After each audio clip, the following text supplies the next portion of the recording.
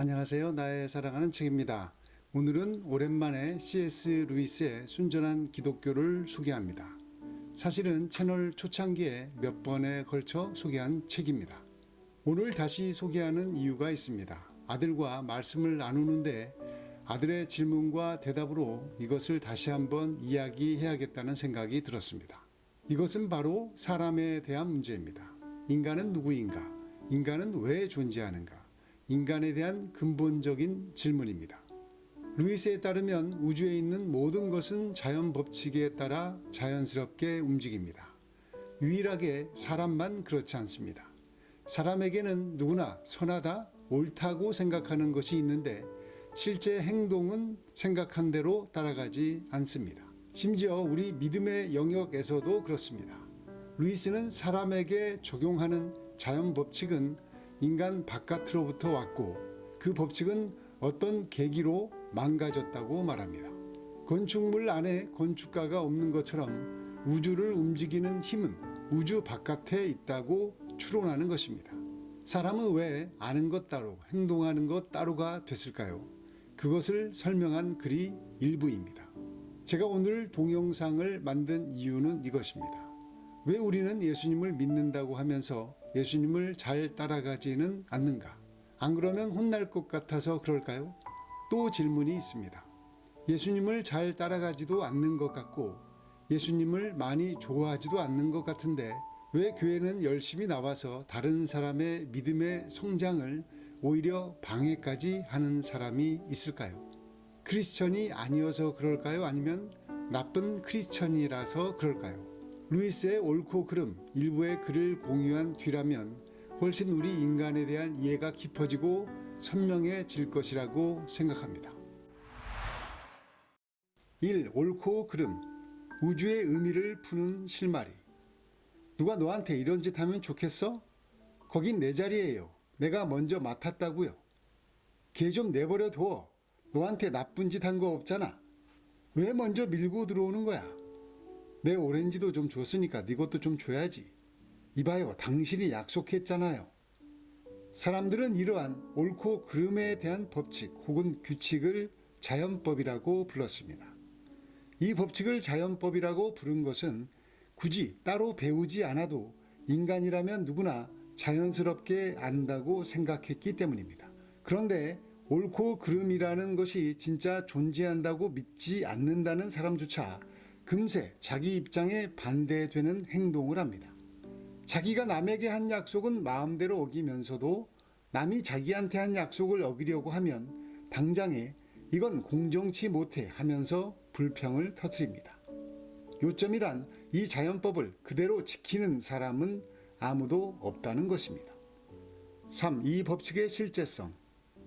첫째, 인간은 자신들이 마땅히 해야 할 행동, 즉 공정한 처신이나 예의나 도덕이나 자연법이라고 부를 수 있는 종류의 행동이 있다는 생각을 늘 하고 있습니다.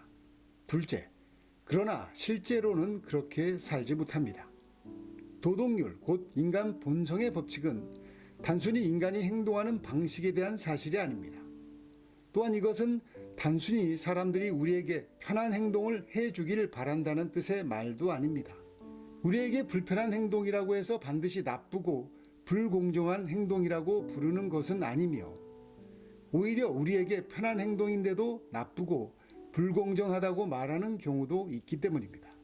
따라서 옳고 그름의 법칙 혹은 인간 본성의 법칙은 여하튼 실제하는 것, 인간들이 만들어낸 것이 아니라 실제로 현실에 존재하는 것임이 틀림없습니다. 인간의 행위라는 일상적 사실들 너머에는 아주 명백하게 실제하는 무언가, 우리가 만들지 않았음에도 불구하고 우리를 압박하는 실제적 법칙이 존재한다는 사실을 이제는 인정해야겠습니다. 이 법칙의 배후에 있는 것, 만약 우주 밖에서 우주를 통제하는 힘이 있다면 그 힘은 우주 안에 있는 사실들 중 하나로 나타날 수가 없습니다. 집을 지은 건축가가 곧 그 집의 벽이나 계단이나 벽난로일 수 없듯이 말입니다. 그 힘은 오직 우리를 일정한 방식으로 행동하게 만드는 내면의 영향력이나 지배력으로서만 자기 존재를 드러낼 수 있습니다. 인간으로서 우리가 열 수 있는 유일한 봉투는 인간 자신입니다. 그 봉투를 열어보았을 때, 특히 나라는 인간을 열어보았을 때 제가 발견한 것은 나는 독립적인 존재가 아니며 어떤 법칙 아래에 있는 존재라는 사실, 즉 내가 일정한 방식으로 행동하기를 원하는 누군가 또는 무언가가 있다는 사실입니다. 5. 우리의 불안에는 이유가 있다. 잘못된 길로 접어들었을 때는 그 자리에서 돌이켜 올바른 길로 되돌아가는 것이 진보입니다. 우리는 잘못된 길을 가고 있습니다. 그렇다면 되돌아가야 합니다. 그것이 가장 빠른 길입니다. 만약 절대선이라는 것이 존재한다면 우리의 행동 대부분을 미워할 것입니다. 이것이 우리가 빠져있는 끔찍한 공경입니다. 절대선이 우주를 다스리지 않는다면 어떤 노력을 해도 우리에게는 소망이 없습니다.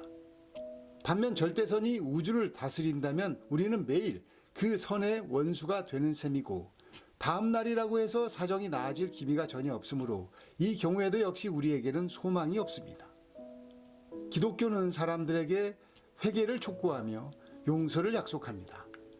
그렇기 때문에 자신에게 용서가 필요하다고 생각지 않는 사람에게는 기독교가 아무 의미도 가질 수 없습니다. 도덕률이라는 법을 어김으로써 그 힘과 잘못된 관계를 맺게 되었다는 것을 깨달아야 합니다. 기독교는 낭패감에서 출발하는 종교로서 그 낭패감을 먼저 겪지 않는 한 아무리 위안을 얻으려고 노력한들 소용이 없습니다. 여러분이 진리를 구한다면 결국 위안을 발견할 것입니다. 그러나 위안 그 자체를 구한다면 위안도 진리도 얻지 못한 채 오로지 가머니설과 몽상에서 출발해서 절망으로 마칠 것입니다. 과학이 발달해서 우주가 무엇으로 만들어졌는지 모두 밝힌다고 해도 우주의 존재 목적에 대해서는 설명하지 못합니다. 인간의 존재 목적에 대해서도 마찬가지입니다. 왜 이기적이 되면 안 되는가? 라고 물었을 때 사회에 유익하니까 라고 대답합니다. 그럼 다시 되묻습니다. 왜 자신에게 유익이 안 되는데도 사회의 유익에 신경을 써야 하지? 그때 다시 사람은 이기적이면 안 되잖아 라고 대답한다면 문제를 원점으로 되돌리는 것이라고 이 책은 설명합니다. 왜 교회에 나갈까요? 구원을 받으려고요? 세상에서 조금 더 잘 살아보려고요? 그렇다면 틀린 것입니다. 왜 옳은 것, 선한 것을 알고 있는데 때로는 희미하게나마 때로는 선명하게 그것을 알고 있는데 살아가면서는 그대로 살지 못할까요? 우리가 망가졌기 때문입니다. 만일 절대선이 우주를 다스린다면 우리에게는 희망이 없습니다. 절대선이 선하지 않은 나를 잘 봐줄 리가 없기 때문입니다. 반면 절대악이 우주를 다스린다면 그때도 역시 희망이 없습니다.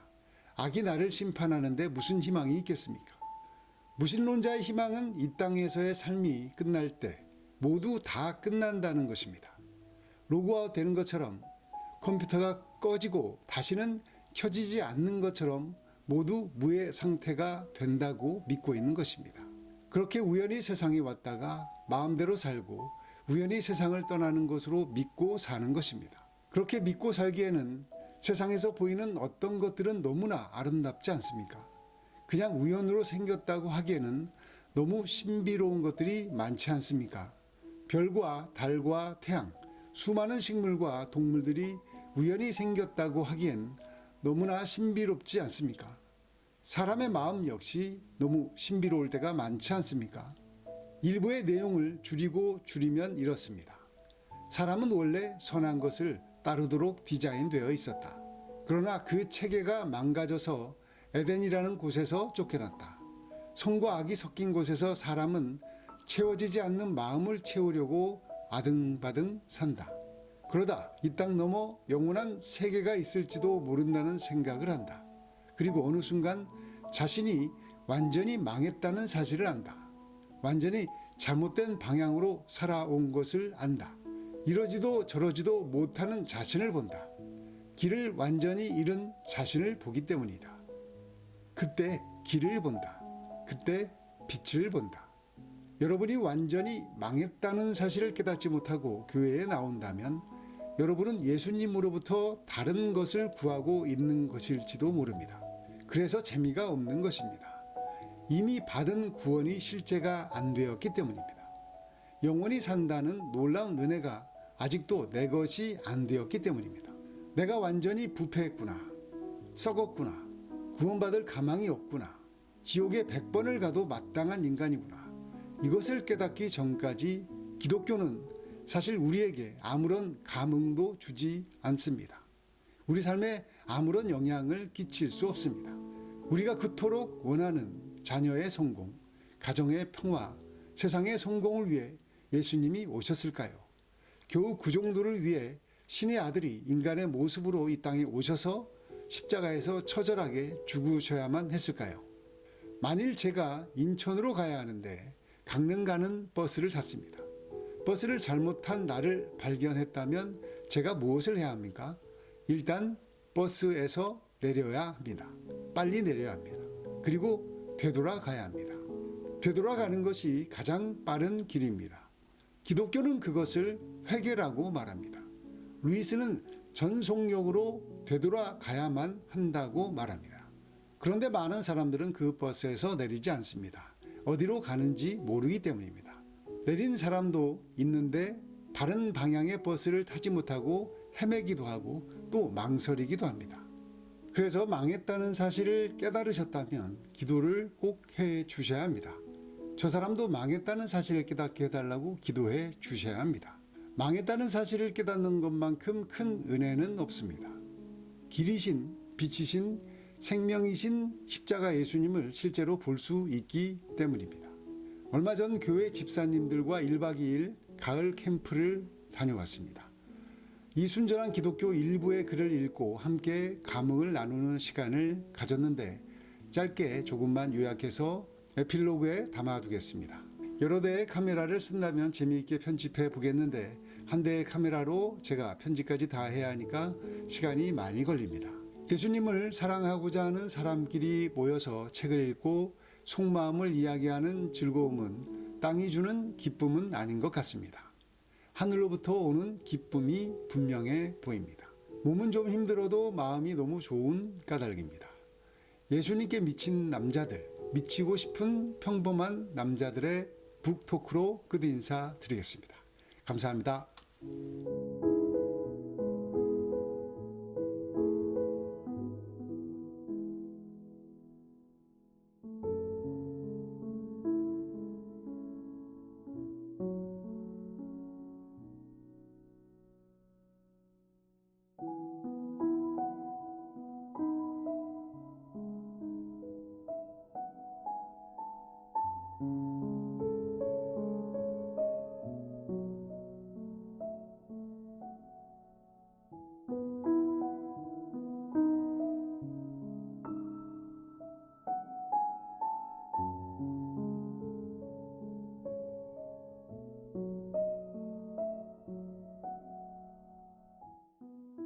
C.S. 루이스가 믿지 않는 사람들을 대상으로 할 때 믿지 않는 사람에게 복음을 증거하기 위해서 가장 먼저 다뤄야 될 부분이 우리 인간의 본성, 인간이 얼마나 죄된 존재인가를 깨닫게 함으로써 복음을 접하게 하고 싶은 그 마음으로 일장을 기록한 것 같은데, 하나님이라는 단어를 한 번도 언급하지 않고 하나님이 계시다고 증거를 보여주기 위한 장이었다고 생각하거든요. 그렇다면 과학자들도 이러이러해서 신이 존재한다는 것은 증명하지 못했지만 이러이러하기 때문에 신이 없다라고 말할 수 있다. 이거를 누가 가르쳐준 것도 아닌데 내가 살면서 이게 맞다라고 생각하는 어떤 심리적으로 박혀져 있는 어떤 그런 것들을 얘기하려는 작가의 성격을 본 것 같고, 저는 머릿말에서 있었던 것 중에 이 사람은 그리스도인이 아니야라고 얘기하는 게 아니라, 그건 맞는 말이 아니라 이 사람은 나쁜 그리스도인이야 라고 얘기를 해야 되는 게 맞다라는 그 문장이 지금 머리에 떠오르거든요. 목사님 계속 얘기하시는 우리의 마음을 하나님께 다 내야 되는데 하나님이 우리의 나머지 가정이나 회사나 그 외의 모든 것들이 해줄 수 있도록 사람들이 바뀌는 좋은 그리스도인으로 조금 더 나아가지지 않겠나 그런 생각을 조금 했고요. 그래서 누구나 따라야 할 법이 있고 지키는 사람은 하나도 없다라고 얘기를 하니 결국 이 책에 얘기하는 건 그래 그러니 서로서로 잘 이해하면서 그렇게 살아가는 것이 어떤 삶의 단편이었다 하는 그런 의미로 저는 이제 전개가 되겠구나라고 이렇게 생각을 한 거죠. 근데 결국에는 그거를 가장 잘 할 수 없는 사람이 결국엔 저라는 생각이 들더라고요. 제가 잘 나갔다고 하는 때가 있었어요. 한 2년 전, 3년 전. 매출 한 20억 하고만. 한 30억 하고 40억 했어요. 근데 신앙생활을 하지만은 사실은 그냥 형식적인 거고 내가 추구하는 거는 이쪽이 훨씬 더 커요. 그러다 보니까 그런 기도를 하더라고요. 진짜. 굶어 죽지만 않게 해주세요. 하고 하나님 살게 해달라. 진짜. 세상으로 가지 못하고 근데 성공하지 못하고 해달라고 난 직접적으로 이야기를 했어요. 근데 지금은 이제 그 정도는 아니지만 그래도 반토막은 났지만 지금이 훨씬 더 좋아요. 내 마음도 편하고 기도 많이 해서 그렇게 기도했다고 말하는 것도 내가 그지.